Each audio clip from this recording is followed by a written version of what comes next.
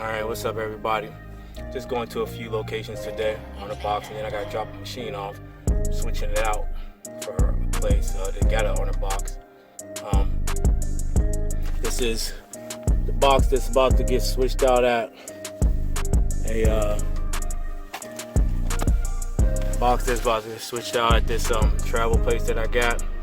I actually just picked it up probably like a week or so ago, so this is my first time checking in on it. I don't think it's gonna be that busy, but it's a spot, so I'm gonna go in, check on it real quick and see how it go. I'll be right back. Switched that box out after about maybe a week or so. Honestly, I don't think that the box I had in there has sold anything. And I replaced it with the pops, but I just talked to the ladies, man. I'm gonna show y'all what is in there. I don't know if you can see that, but it's basically just mixed candy and stuff like that. But it's a travel office, man. It's like about 3 ladies that work in there. I switched it out for pops, but honestly, I don't think the candy or the pops is going to work. I had just spoke with the lady. I asked her how she felt about the chocolates. You know, like the Twixes and all that good stuff. Now, while I usually don't do those in a lot of places just because they get stolen more often than not, I think in a setting like that, where it's like 3 or 4 people, older ladies, middle-aged, whatever, I doubt they're going to steal much. They're probably not even going to use it much. And so, I just feel like if I want to get any sales in there at all, and make any money in there at all, I am going to have to switch it up and go away from candy, probably period. Because they do have a little bulk machine in there that has, I think, peanut M&Ms on one side, and I don't know, Runts or Skittles or something on the other side. So, I'm even debating, and I don't even do this for any of my locations, but in a setting like this, I'm debating whether or not I shouldn't just buy like some little bags of cookies and chips and maybe put those in a box and charge them $1 a piece. I think in an office setting like that, where they already got a little machine with candy and peanut M&Ms, my best bet to make a couple dollars there might be just putting some like crackers and chips in there. Yeah, I think that's what I'm gonna do. Now that I'm thinking about it, I'm not even gonna do the little chocolate bars. I might put a couple in there, I might. But I think I'm gonna try this out, because I never did this before. And I wouldn't do this for most situations, especially in an open setting. But in a more closed setting with like 3 or 4 employees, where there's already a bulk machine, yeah, I'm gonna try it out. So when I go back, I think I'm gonna do that next week. I'm not even going, because I don't think those pops are gonna sell either. I doubt that they buy any of those pops, really. Maybe a couple, but I doubt it. I don't think that's going to work.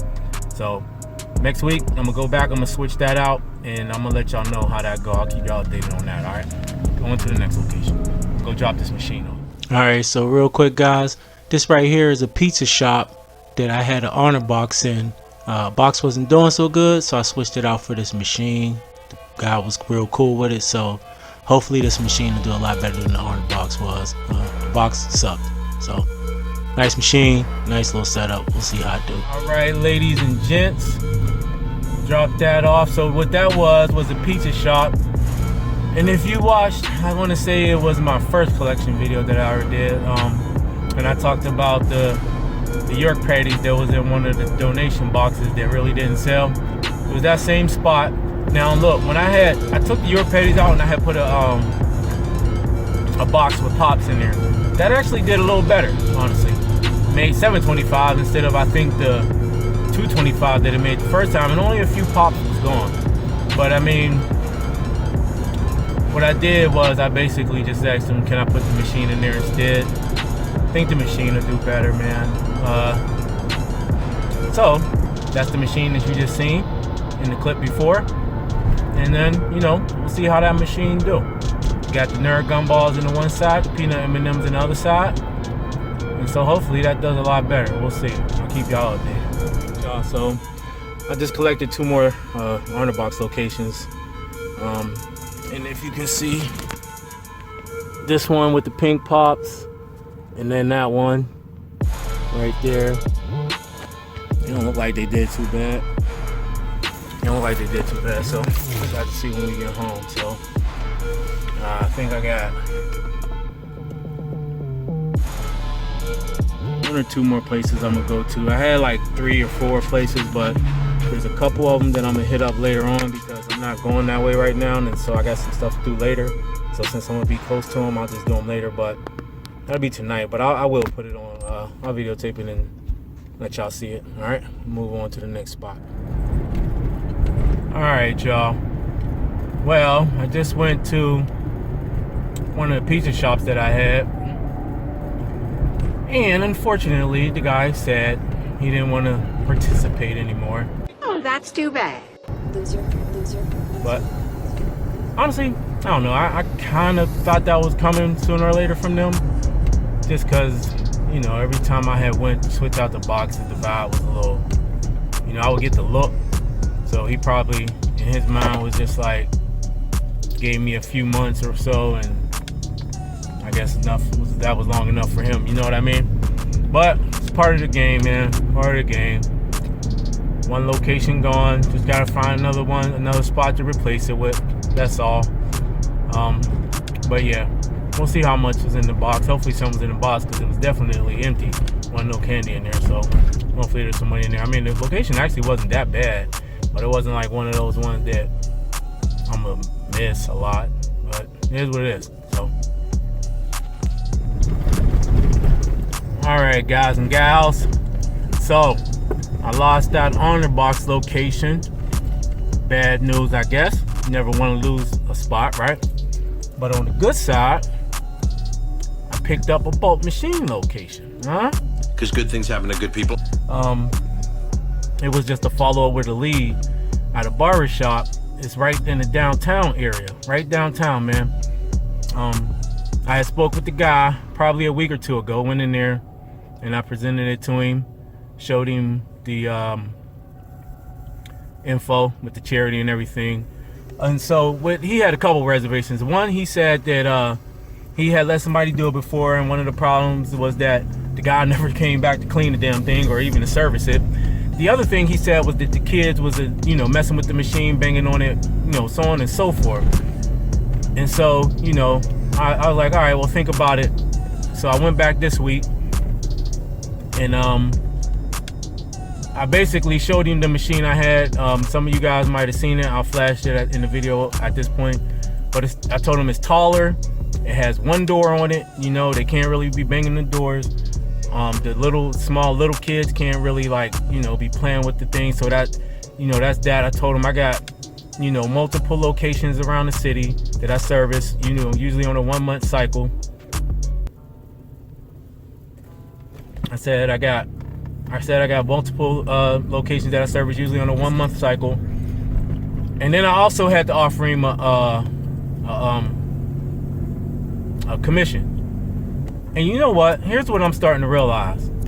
You can find location. I know you got all the no commission Nazis out there that say, no, never pay a commission. No! Here's what I'm starting to realize. You can find locations with no commissions. And you can get them with just the charity. And I'm not going to stop doing that, you know?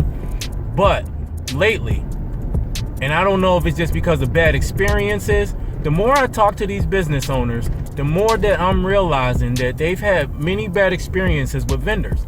Everything from people not coming back to service their machines to just the perception that people have when you start talking about a charity. They either think it's some scam bullshit, or they just don't agree that a person's paying enough, whatever that means, right? And so they have an issue with that. I don't know. It could be different in your area. In my area, the feedback that I'm getting from a lot of business owners, just putting 1 + 1 together, is that 1, people just not servicing their machines, and then 2, they're not really, they a little iffy on the whole charity thing. And so I'll keep on looking for locations and trying to get no commissions. That's perfect, ideal. But I'm finding myself that I'm getting more locations faster when I offer a commission. And so for me, I need machines out.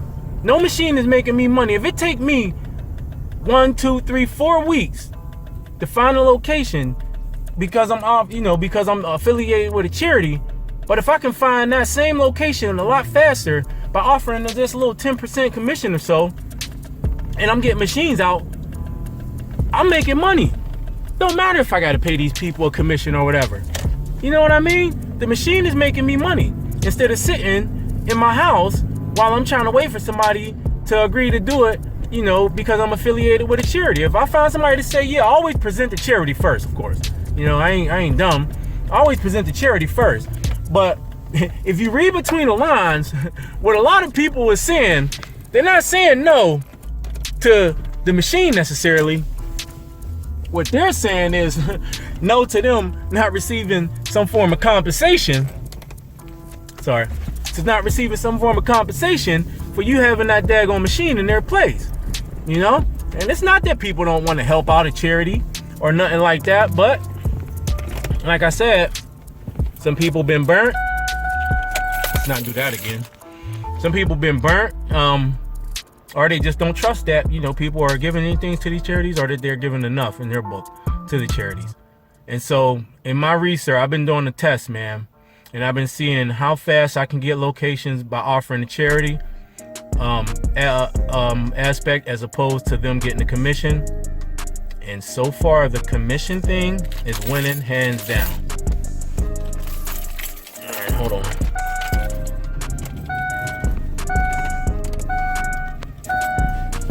The commission thing is winning hands down, y'all.